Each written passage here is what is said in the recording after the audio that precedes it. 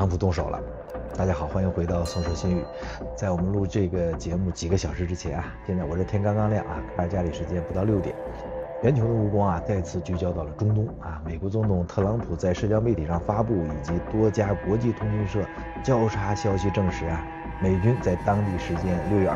21号啊，对伊朗境内的3处关键核设施发动了军事打击。这是继过去数日啊，以色列和伊朗之间爆发激烈的军事冲突之后呢，局势的又一次重大升级。那很多视频博主啊，在讨论这个事件的时候呢，可能还在寻找这几处核设施的准确位置。今天啊，我们将直接深入到其中最神秘、防守最严密的一处福尔多燃料浓缩厂。我们将从4个层面硬核拆解这次行动的始末，为您展示地缘政治博弈背后最尖端的军事科技与工程奇迹。那么，根据白宫和五角大楼公布的初步消息这次对福尔多的打击堪称一次教科书式的现代斩首行动。美国空军的 B-2 优离战力轰炸机至少6架 B-2 从它位于美国密苏里州的怀特曼空军基地起飞，然后进行了数万公里的不着陆跨洲际的飞行，经过空中加油之后直接抵达了伊朗的腹地。那这次行动首次在实战中使用了美军武器中威力最大的常规钻地导弹炸弹GBU-57巨型钻地弹那么根据通报至少12枚 MOP 被投向了福尔多核设施。同时美军潜艇呢还发射了大概30枚的战斧巡航导弹，用于摧毁其他2个目标，就是纳坦兹和伊斯法罕的核设施。那 B-2 的隐身特性使它能够最大限度的规避伊朗的这个防空探测尽管过去几天以色列呢空袭已经严重的削弱了伊朗的防空体系，但是面对德黑兰附近的这个核心区域动用 B-2 依然是确保万无一失的这么一个选择吧。那么每一枚 GPU-57都是有 GPS 和惯性导航系统精确制导，确保能够集中攻击福尔多设施的几个关键入口和加固点。GPU-57的威力我们稍后会详细的给大家拆解。它的使用标志着美方试图完成一次不可逆的物理摧毁，而不仅仅是功能性的破坏。美国总统特朗普在社交媒体上宣称福尔多已经没了这句简短的话背后是军事科技和政治力量的集中体现。那么是什么把局势推到了这一步呢？德黑兰方面就伊朗一直坚称他们的核计划是用于和平目的的，但是和平这个口号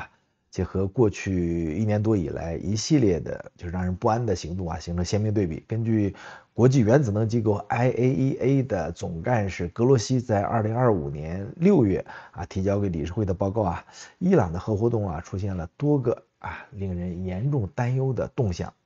第一个就是浓缩铀丰度飙升到了60%，这是一个最危险的信号。因为在福尔多的这个和纳坦兹伊朗已经生产并贮存了大量丰度高达60%的浓缩铀。从军事角度来看将60%丰度的浓缩铀提升到90%的武器级，技术难度和时间成本都很低几乎不存在障碍，所以这普遍被视为突破了核门槛前的最后一步。第二个呢，就是秘密安装了先进的离心机。IAEA 通过突击检查发现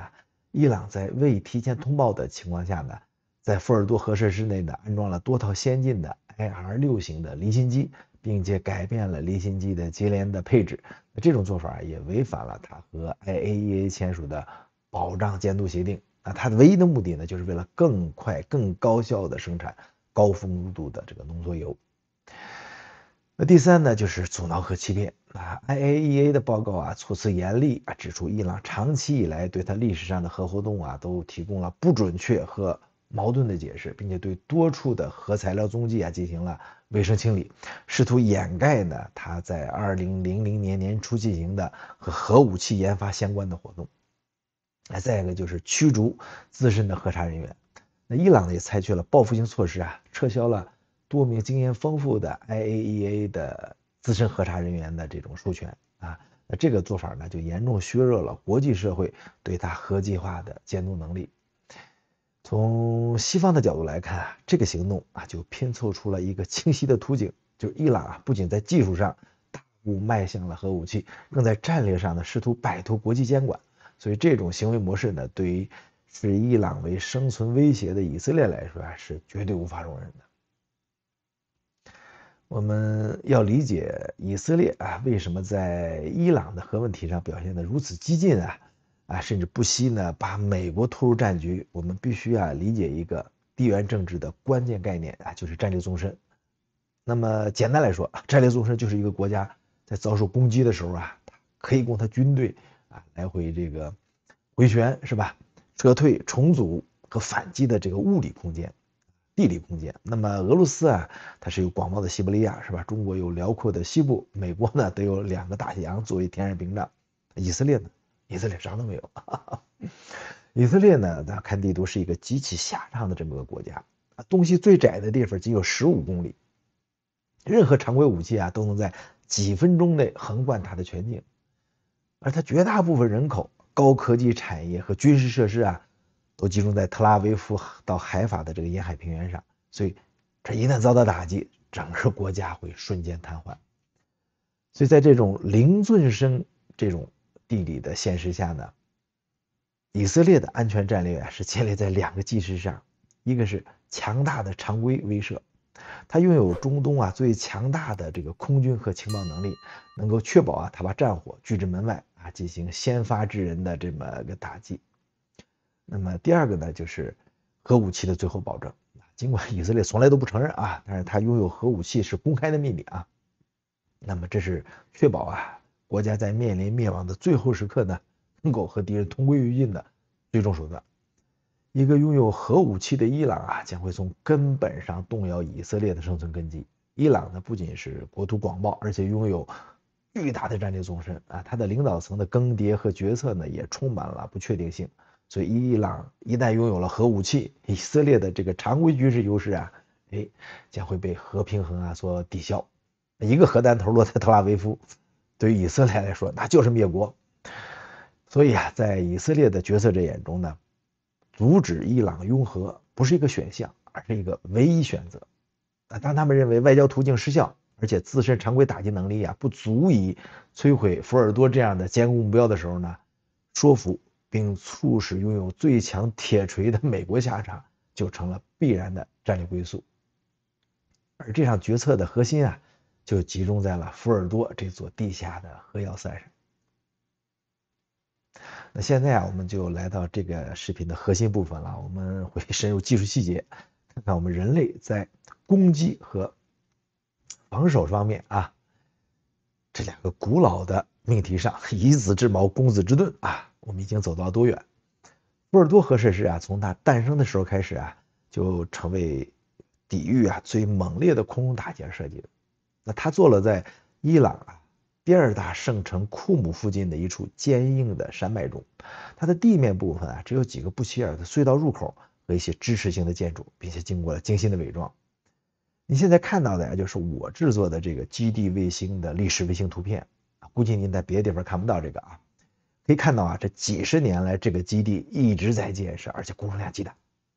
根据多方的情报和专家分析福尔多的核心厂房位于地下大概80到90米的深处。那这是什么概念就是厚达近100米的岩石和土壤覆盖着，所以这个深度呢超过了绝大多数常规炸弹的穿透极限。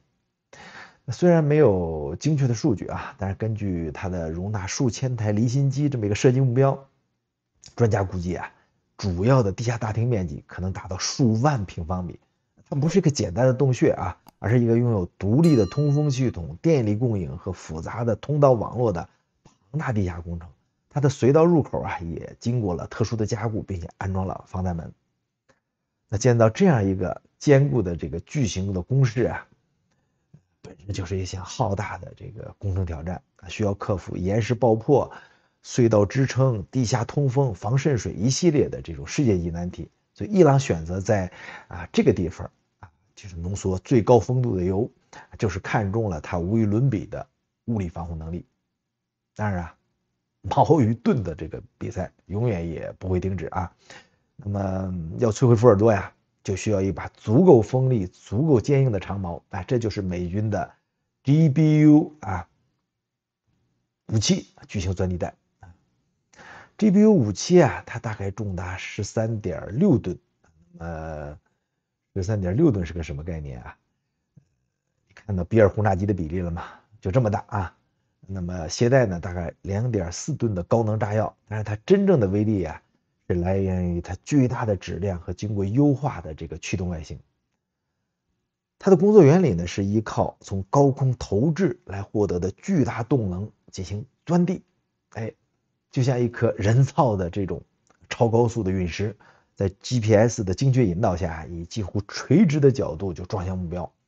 它的智能引信可以设定在穿透预定深度和特定空间后才引爆，从而在目标内部实现最大化的破坏。实际上这种最大穿透深度呢，可以达到60米的这个钢筋混凝土。所以面对福尔多80米的这个埋身美军呢可能采用了连续投掷，同一点进行接力钻探的这个战术。那 GBU 57